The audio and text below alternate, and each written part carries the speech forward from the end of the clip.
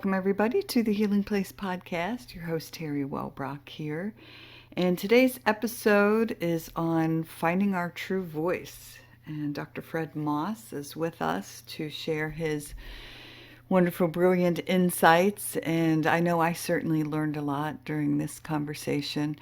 Getting ready to also launch an upcoming series that I'm going to put out several days in a row, the Healers of Hilton Head series. I've been conducting a lot of side interviews on those, getting this special series together. And it's not just for those who live in the Hilton Head area. It's really for anyone around the world. Now up to 118 countries that this podcast has been downloaded in, listened to. I'm just so incredibly happy and thrilled about that. Thank you for continuing to invite friends and family and anyone that needs some healing to join us and listen in, watch the YouTube. I'm about so close, like I want to say like 27 subscribers from hitting 1,000 subscribers on YouTube, which is super exciting too. So if you have an opportunity, please go to Teri Wellbrock YouTube channel, subscribe, and share a video. That would just be amazing. Like pick your favorite or several favorites. And just put it out on social media, on LinkedIn or Facebook or Pinterest or Instagram, wherever. And yes, just help put this show in front of folks, because as I've talked about in the past, we don't always know someone's journey. Someone may seem like they're doing just great, but they could be struggling with depression or anxiety, panic attacks, grief. And we just don't know what's going on in folks' lives. We don't know their trauma history. So by putting these interviews out there in front of folks, they may be able to connect and find some resources and some free answers. That's the beauty of the show, is that it's free to listen to. So, all right, well, enjoy this amazing interview with Dr. Fred Moss. Welcome, everybody, to the Healing Place podcast. I'm your host, Teri Wellbrock, and so very excited to have with me today Dr. Fred Moss. And he is author, psychiatrist, and restorative transformational coach. And I'm just thrilled to learn from him today. So welcome, Dr. Fred. Yeah, it's just great to be here. Thanks for having me. That's three of the things I do. And, it's really all in one. When it comes down to it, all I do is me, and then I somehow have to parcel it out and be like, oh yeah, I do that, and that. It's like as if they're different, but in reality, I'm just taking a step through life just like everyone else, and I'm just me, and then you get to split up what I do or what I don't do. Right. I love that idea, because when I speak on podcasts or do presentations, the same sort of thing. Can you send us your bio? And I'm always like, oh my gosh, when I like start to break it down, like, because I always feel like I have to mom of 3 amazing kids and, right. Blah, blah, blah. And yes. Right. But it's all interwoven. It is, here's the thing. I'm really more or less what I really am, I think, is a source for people to find their true voice, a source for people to really speak their authentic message, a source for people to really not only just discover that true voice that's here with every one of us and has been here since we arrived, but has been muddled over or has been obscured or has been muted or muffled or stifled or altered.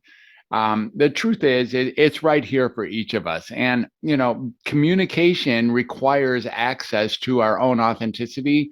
And I think that over time, what my life has really been geared at over these 64 years has been to grow and develop so that I can be the source for other people like yourself, like your audience, like other folks as well, my own podcast guests, etc., to really find their true self and bring it forward, because we got one life here. And if you have something more important than bringing your own self forward, then you should do that. But in the meantime, bringing your true self forward seems like a pretty high honor to be able to source. So that's what I do, really.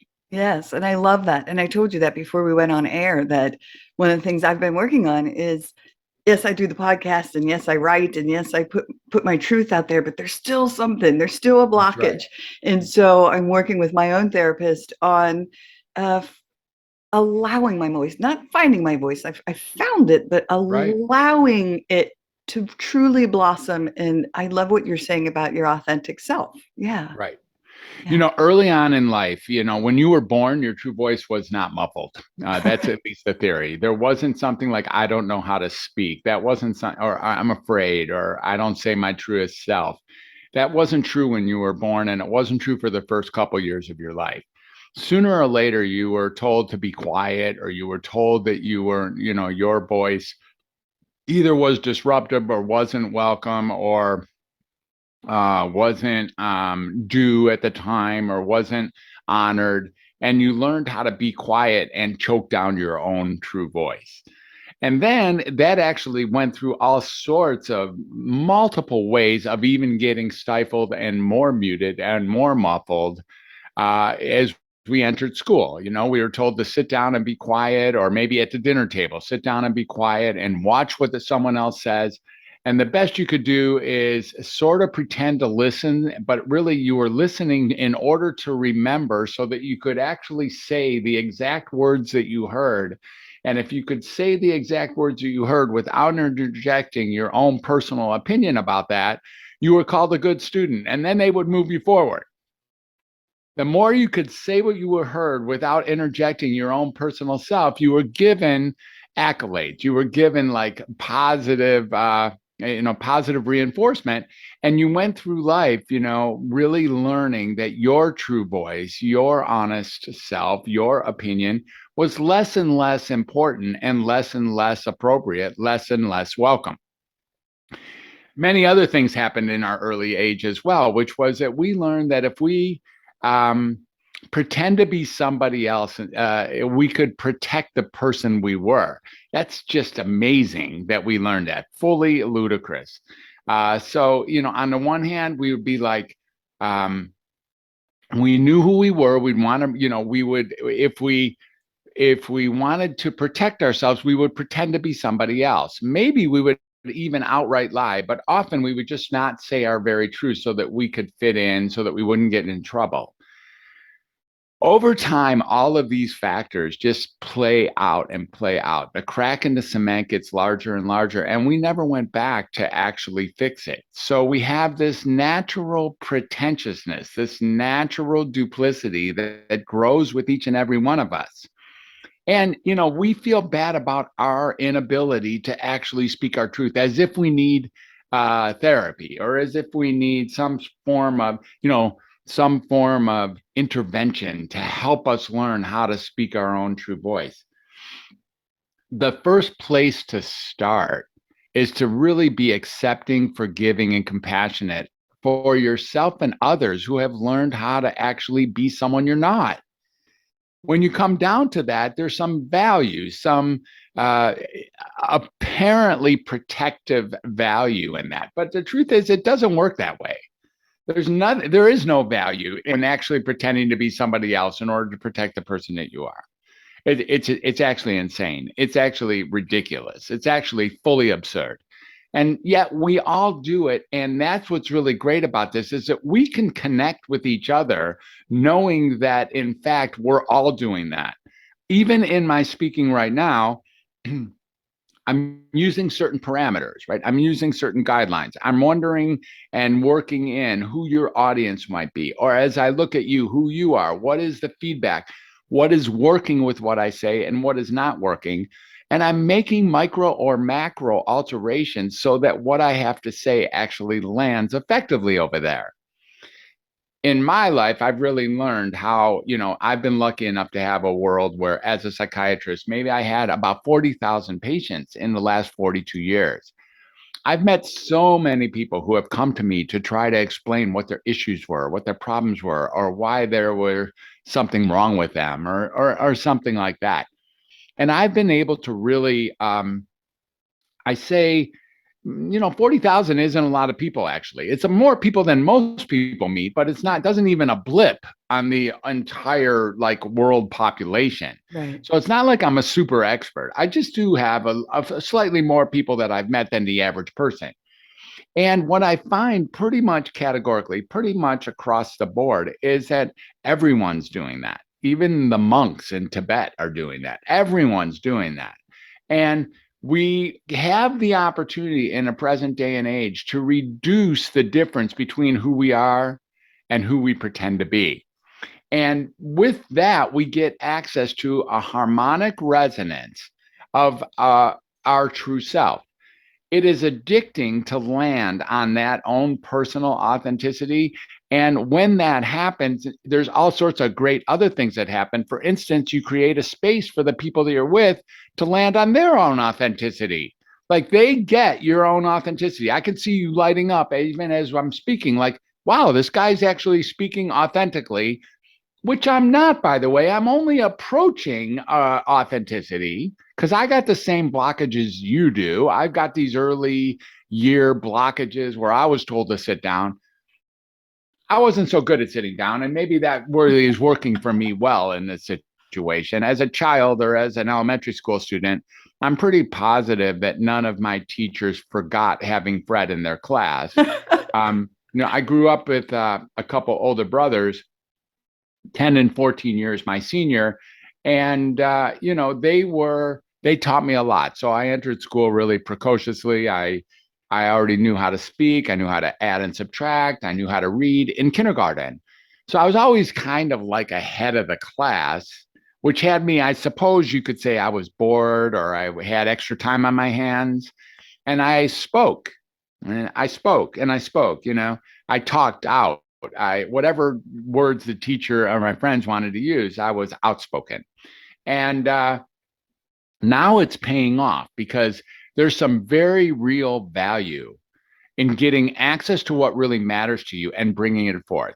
And really listening for what's being called for so that the conversation can move forward. I feel Oh, very honored to have the life that I've had, ups and downs, bads and goods, tragedies and pain, as well as, suffering, as well as ecstasy and beauty, adventure, and, you know, um, miracles that have happened in my life. But they've really left me being able to self express with my words and find many other ways to self express: art, music, dancing, singing, drama, cooking, writing, gardening, things that I've written about in my books, and things that really can assist people in my presence or in their own world to find their true voice and then actually deliver it into a world that is eagerly and urgently awaiting to receive it. I love it.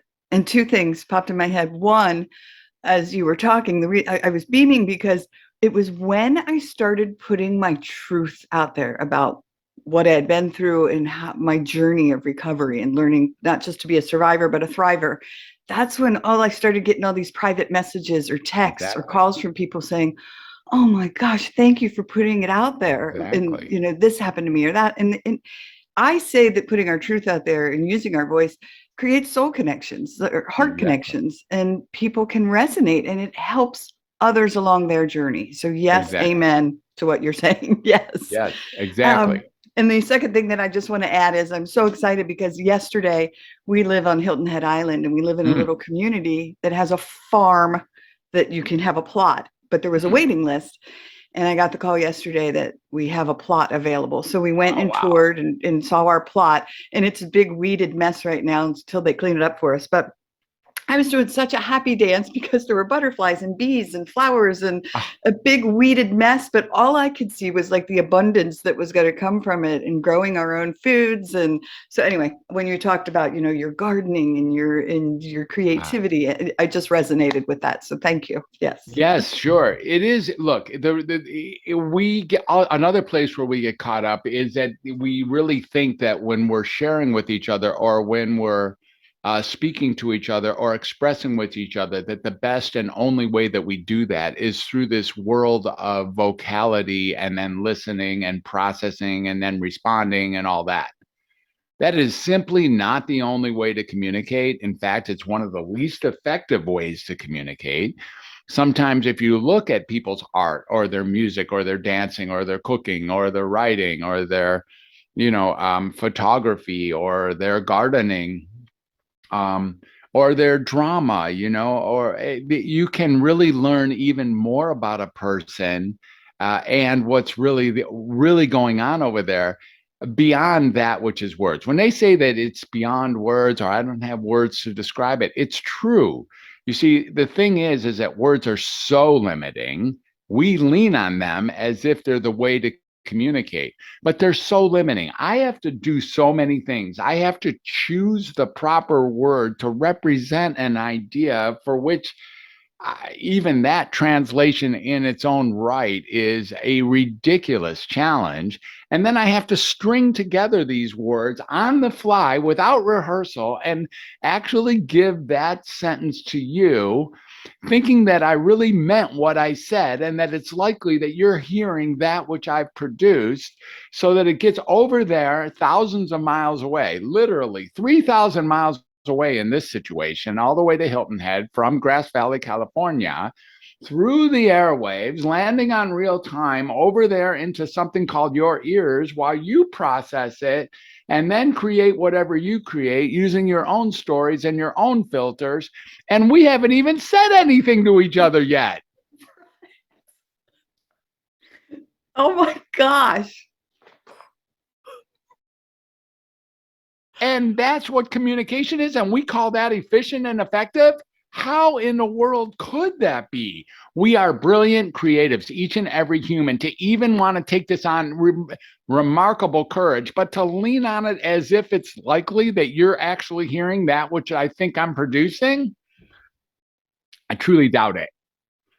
The aspects of you that, you might find me entertaining or interesting, or maybe you think I'm smart or articulate, all those things, they're all made up. Everything is made up. I mean, we're doing our very best, but my goodness, wouldn't it be interesting if you saw something I wrote, or if you heard a piece of music that I composed, or if you saw a piece of art that I either, drew or created?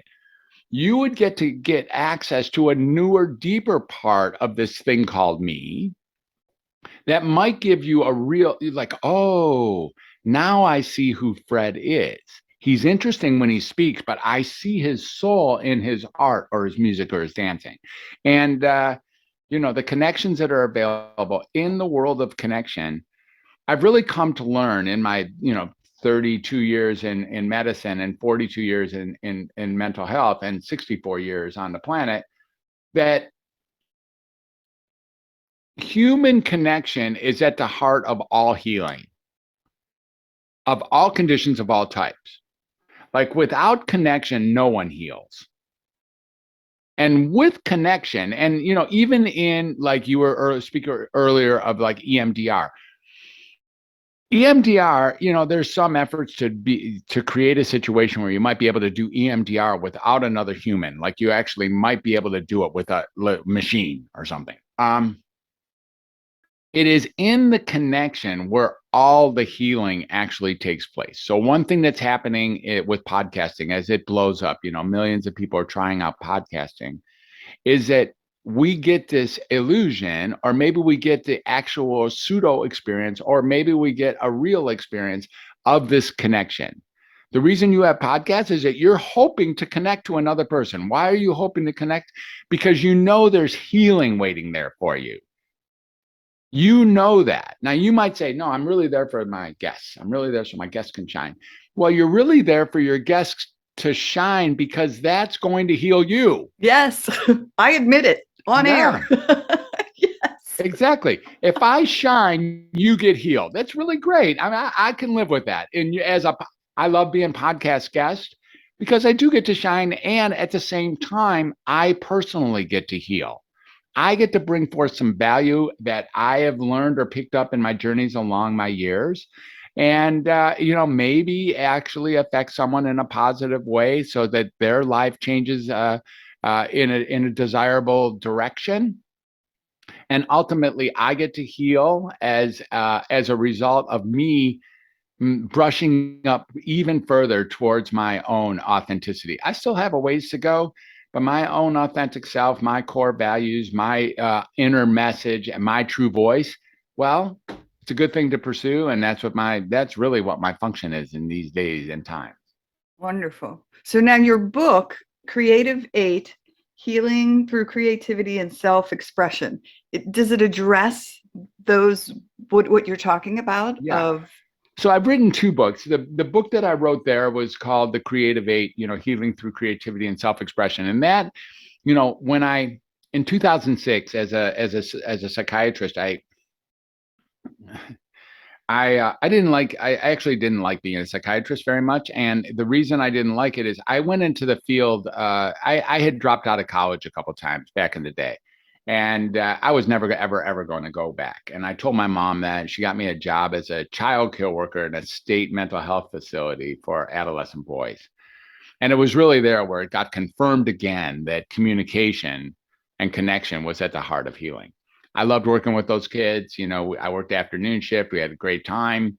I was able to get them to bed and take them on field trips and have dinner with them and play softball with them. And I really enjoyed connecting. We both healed. Me and the kids would heal with our conversations. I didn't like the way psychiatry was dealing with those kids because we'd call the psychiatrist and they'd just, come down and interview Johnny who was up too late or Timmy and Tony who had gotten into a fight. And then they would write an order in the chart and we'd have to go find Timmy and Tony, hold them down and inject them full of, adult grade antipsychotic sedative medication. And if they didn't say a word for the next 12 or 24 hours, we would call that a success story. I just found that to be barbaric and unacceptable. When I saw that each and every day, I decided that I wanted to go back to psychiatry and actually bring communication to that field where it belonged because I knew that it had built on that. Actually, my brother, 14 years older than me, is a psychiatrist as well.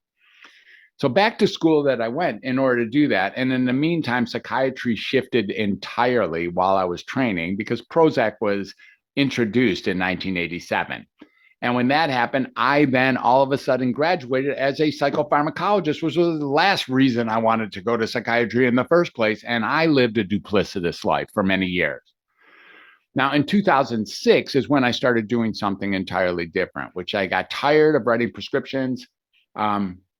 Each time I wrote a prescription, my heart would ache or my soul would feel sacrificed. I'd be like, man, I don't like doing this. I don't think these medications are doing what they say they do. They might be making people worse. So I began to take people off of medicine and I began to take people off their diagnoses. I began to actually give people the opportunity to reset their lives. And that's exactly what they would do. People healed in my very presence. People who thought they had a psychiatric condition, it would disappear. So over time, I began to really see, wow, without medication, without a diagnosis, people's problems disappear. And it was happening regularly. People ask me, well, what are you going to do instead? What should people do if they feel terrible? So it's like, well, feeling terrible is occasionally part of life. It's okay. Yeah. Like the Buddha sat under a tree for a long time and he still came up with people are going to feel miserable. I mean, it's like that's part of life. But I developed the creative eight. What I learned is as a creative, when we're doing art, music, dancing, singing, drama, cooking, writing, and gardening, which were the original eight, these so-called negative, miserable, uncomfortable symptoms or experiences would disappear immediately while doing those things. So I started injecting a certain kind of therapy, which said for 3 minutes a day, 1 minute of each, pick any of those, do them for at least 1 minute and activate the creative self. And I had great results helping people just like, do 1 minute of art, 1 minute of music, and 1 minute of gardening, or 1 minute of drama, 1 minute of singing, and 1 minute of photography, or something like that, and watch what happens during that day. And it was really a great result. That's where the Creative Eight got created from. Now, I've written another book, and the other book I've written, which is I'm going to offer this to your audience, is called Find Your True Voice. I know it's an odd name, but findyourtruevoicebook.com is where you can find that book. And I'll send you a free copy of your hard copy of that actual book. Thanks. That book was written more this year and is on the backside of the Creative Eight. The Creative Eight was there to kind of give alternatives to regular conventional psychiatry. giving people an access to creating pleasantness or creating effectiveness from unpleasant situation, or actually giving a reminder that there's multiple ways to self-express. Find your true voice is a little bit of the next level, which is really helping people access that which has been muddled over, that which has been obscured, that which has been hidden for many years. And Find Your True Voice is what is spawned from True Voice podcasting, where I've taught many people to go from zero to podcaster. And I have a course now called the True Voice course, which I'm so excited about. It incorporates everything we're talking about. Creative 8, you get a copy of both books. You get me a couple times a month. You get a 12-week self-paced course that has 6 modules and 18 lessons and 54 prompts and 60-page workbook. And it's all done. It's here. It's ready to go. And really, we have a discount at least for the next week. But the discount is for the introduction people, because you get a community too called I know it's shocking, it's called the True Voice Tribe. And you get a group of people who are like-minded. And in these difficult times, and we'll be a little bit serious here, our true voices are being choked out by the world around us. Many of us are too afraid to speak our true voice. Many of us are actually having it stolen from us. There are countries or nations that are actually, discouraging and winning in shutting down the true voice of their populace. It is time now more than ever to access that true voice and bring it forward. And it may even be the biggest problem, the biggest threat to all of humanity, bigger than any medical problem or climate change or racism or war or sex trafficking. Those are all big, right? Those can all take down humanity. But I think the biggest threat is that our voice is actually collectively being given back. We are choosing not to speak. It's being taken from us. Why do I think that? Because all of those other problems are going to require true voice in order to deal with them. So a fire without an extinguisher, it is the extinguisher that becomes the biggest problem. And the extinguisher for any of these issues, well, it's our true voice. And without our true voice, no one will ever know us. And the future looks, if people are going to stop talking, if we're going to decide that we don't have anything to say, we'll just go with the flow. I've looked a little bit into the future, and that looks like a pretty grim and bleak outcome that's just already here. So if we can't speak, then no one will ever, hear us. And if we can't speak our true voice, no one will ever know us. But the truth is, that's all we have left to do. Somehow get our self-expression out there so that we can deal with not only the greatest earth-threatening problems, but even the problems in your own home or the problems in your own relationships or at work. The only way you're going to get those done is to resonate with that truth in there. And like you already noticed, when that happens, it's addicting. It's contagious. It's absolutely insanely beautiful. And we all have it. And so that's really what I'm a stand for. That's what I do now. And each time I say it, and maybe today more than ever so far, it's like, oh wow, what a ridiculously blessed life I have that I get to be on the front edge of helping people do exactly that. Yeah. Now, when you say voice, you're not just talking speaking. Are you talking about like make videos, write stories, take pictures of things that are concerning to you, and then put it out there into the universe?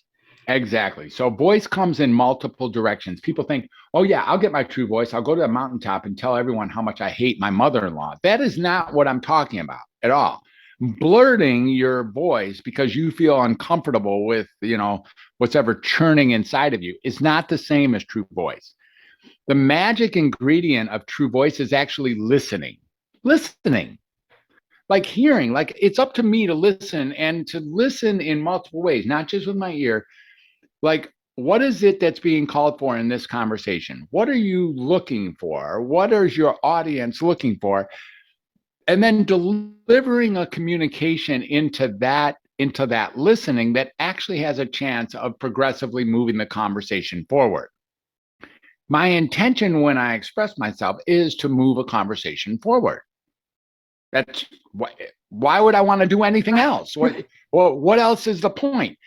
If I'm just spitting out my nonsense so that I can like catharsis and then feel better, well, that's not a very effective use of any kind of communication. It's kind of self-centered and doesn't get any points across. When I am saying true voice, listening is part of it. Silence is part of it. You can speak your true voice. And I'm not saying silence while you're rolling your eyes, like just being silent as a choice, as a way of communicating. Communication is what I'm really speaking to when I'm saying true voice. And communication includes listening, includes speaking, it includes silence, it includes using vocality, but it also includes the creative eight: art, music, dancing, singing, drama, cooking, writing, gardening, and then two more, which were photography and cleaning. Ultimately, though, really, really, really, to be honest, Teri, the one that I think is the most effective we have barely talked about, and that's the one called, I like to call it help anybody do anything. Help anybody do anything. Because in that world, you get to connect with another human. And basically, some people call that service. That's fine. It's a good name for it. But when you're helping anybody do anything, have you noticed that you just feel glorious? It's just Yes. beautiful. No matter whether you're helping them with something tiny, sharpening a pencil, or with something large, getting them groceries or volunteering at a nursing home. When you're helping anybody do anything, there's a whole new sense of that human connection. And I think we've already talked about the fact that human connection is truly at the heart of all healing, of all conditions, of all types. Yes. Well, I know. I've said it so many times. When we went through therapy dog training, Sammy and I, the Labradoodle, the most awesome Labradoodle ever, For sure. I would walk away from these sessions with kids in schools when we would volunteer feeling I healed, just witnessing her help these kiddos.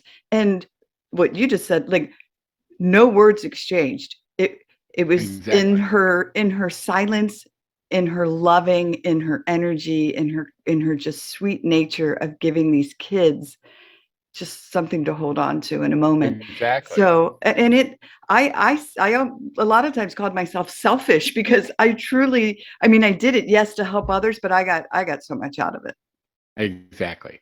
Yeah. And that's really what we're after.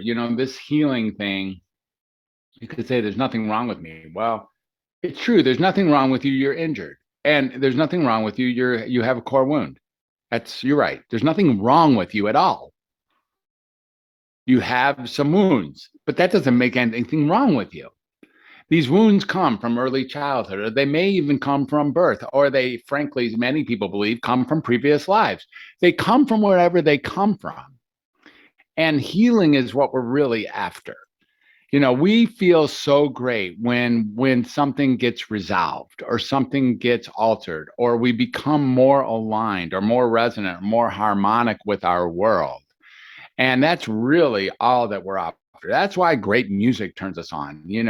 When you listen to Beethoven, or Bach, or my most recent favorite classical composer, Vivaldi, um, gosh, I didn't know how amazing that guy is. That is some amazing music. Vivaldi is, if you don't know Vivaldi, or if your audience doesn't, check out Vivaldi. Antonio Vivaldi is just insane. It's so beautiful. It's such a great use of sound. But before I go off too far in there, when you're really in touch with the communication of another human being, you see that there's no out of tune. It's not like Vivaldi picked the wrong note. That didn't happen. This stuff that Vivaldi or Bach or Haydn or Beethoven or Mozart put together is aligned, it's harmonic, it's resonant. And it's not just with the classical composers. You might feel that with, who knows, with Neil Diamond, or with John Lennon, or with Led Zeppelin, or whatever you choose. And it's not just music either, is it? Salvador Dali, or any of your Picasso, or wherever you have, there's an expression that comes out from that purity that literally alters the way that you look at life. And what does it do? It actually heals. I'm a big Salvador Dali fan. And when I look at those paintings, something happens inside of me. And I'm like, wow, I am more in touch with my humanity than ever before, having just looked at a Dali painting. Extraordinary and way deeper, in fact, than anything we can do with vocality. Yes. Oh, I agree. I'm into spa music and like singing bowls and Yeah, because like what you're saying, there's just such purity to it. Just, I feel the alignment, and it's just like no accident that it's coming into my life at that moment. And exactly. yes, beautiful, Yeah. beautiful. And then we try to translate it into words, which is so I know. limiting. You can't tell me about singing bowls. You cannot tell me anything about singing bowls that makes any sense to anyone. You are stuck. You're going to go out to the edge and put some words together and try to get it across to me what the effect is of singing bowls on your life. And you have no chance of getting that done. But we No, do it anyways. right. I put out a post. I'd gone to something called a harmonic egg, which was an amazing experience, and I'm going to do a whole show on it. But when I came out, I tried to put something on Facebook, on social media, explaining my experience in this harmonic egg. And I even said, these colors that I saw, there isn't a human word for it. But like I couldn't explain the magnificence of it because it's not, Exactly. it wasn't even like of this earth. And so I was like, Right. I don't have I can't do it justice. Right, right. Yeah. And you can't do it justice with words, but you can do it justice with experience, and you can share it with others so that other people get access to it and they can get why they can't use this Yeah. go-to thing called words and sentences that is just naturally so self-limiting. So yeah, we're doing our best here, one step in front of the other, but man, if we're going to express and we're going to listen and we're going to communicate and connect, it naturally allows us to look at deeper and different ways to communicate. Again, back to the True Voice course, back to the Creative 8 Plus Find Your True Voice, back to who we get. That True Voice course is so comprehensive. I put in everything that I can, and with with an extraordinary team, we put in everything we can to just simply and easily help people access that true voice. People who feel um, smothered, for instance, who are ready to really, for whatever reason, understand the urgency, or their kids just moved out, or they're wondering what to do with their life, or how to get that corner office, or whatever. The idea is the only way that that's going to get done is to resonate with yourself and then bring forth your true voice into the world. Wonderful. How do people connect with you? How do they find the course and sign up for it? So the course can be found at truevoicepodcasting.com. It's called truevoicepodcasting.com. And that's where you can get the landing page. And, depending on where you are, whichever day you do this, there is, at least for a small time, we're giving away the course at half off. Wonderful. The course just it's a large course, and it just recently got rolled out, so we're fixing the final bugs. But even if it's not half off, you get access to this community, access to me, access to uh, you know um, multiple different podcasts that I have as a host or a guest, or even being there live for those. And you get both books, like I said. And the idea is, come aboard. If this is interesting for you, if it's interesting to step in, and actually, it's not interesting for some people. Some people are like, no, I don't need my true voice. I'm good the way it goes. I'm just waiting until this thing ends. Well, you're right. This isn't for you. If you're just waiting for this stuff to end, no, you're not a Right. candidate for this course. But if you're ready to step in and you realize you haven't been delivering your all, the True Voice course is an extraordinary experience.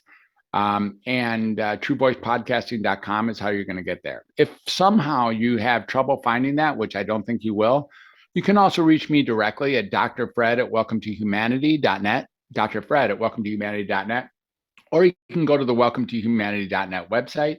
And there's a lot of places. I'm not that hard to find. And so, on Facebook, on LinkedIn, and direct email is good ways to get a hold of me. But in the end, what I'm going to direct you to is ways where you can self-express, ways where I can optimize and reset your life so that you can bring forth your very best. Because after all, we're only here for a temporary amount of time. Most of us are interested in making the place a little bit better while we're here, or at least experiencing life at a very high quality. And that's what this course is designed to provide. Awesome. All right. Yeah. Well, Yeah. Is there anything else that you wanted to address before we close out? Well, let's again, findyourtruevoicebook.com. We'll get you a free copy of that book. If you would like to take a look at my earlier book, The Creative 8, it's fun. I have an audio version and a PDF version. And if you want the hard copy, that's on Amazon. But the audio and PDF version are available at my website, welcometohumanity.net/creative or /creative8. Those are the audio and the PDF version. And look, if you're connecting with me, it's not like we've reached the end of the road. The idea here is that there's urgent times out there. This is not just another widget. And this is not me necessarily, like creating a new business. What this is a stand for what's necessary, frankly, to save humanity and our earth, but also to give you a life that works while you're here temporarily. If you don't want to save the humanity and the earth, I fully understand. It's a tall order. But what about your family? What about your partner? What about your kids? What about your job? All of those things are really going to require you to speak your true voice, whatever whatever level of frequency that is. And this course will give you access to that. So I just want everyone to at least get there. If you can find something else to do that's more important than speaking and being your authentic self, you probably should go do that. But please do that after you found your true voice so you can actually do that better. That's what's really here. Yes, I love it. And again, as someone who's working on that last little bit of letting my true voice out, I applaud you and thank you. This is wonderful. You're welcome. Thank you for having me on. Really beautiful. Yeah. For sure. Well, everyone, thank you for joining us today on the Healing Place podcast. And remember, until next time, be gentle with yourself. Thanks. Be gentle. Bye-bye. Hey, everybody. Teri Wellbrock again. Just wanted to thank you for listening to the episode today and remind you to visit my website as well as the academy.teriwellbrock.com for the courses. But if you go to my website, teriwellbrock.com, you can sign up for my monthly Hope for Healing newsletter, which is also jam-packed with information and strategies and blog pieces and guest blog pieces and links to shows. And just a great space for, again, healing and hope. Thanks for, again, being here and being a part of this healing space. I very much appreciate you. All right. Bye-bye.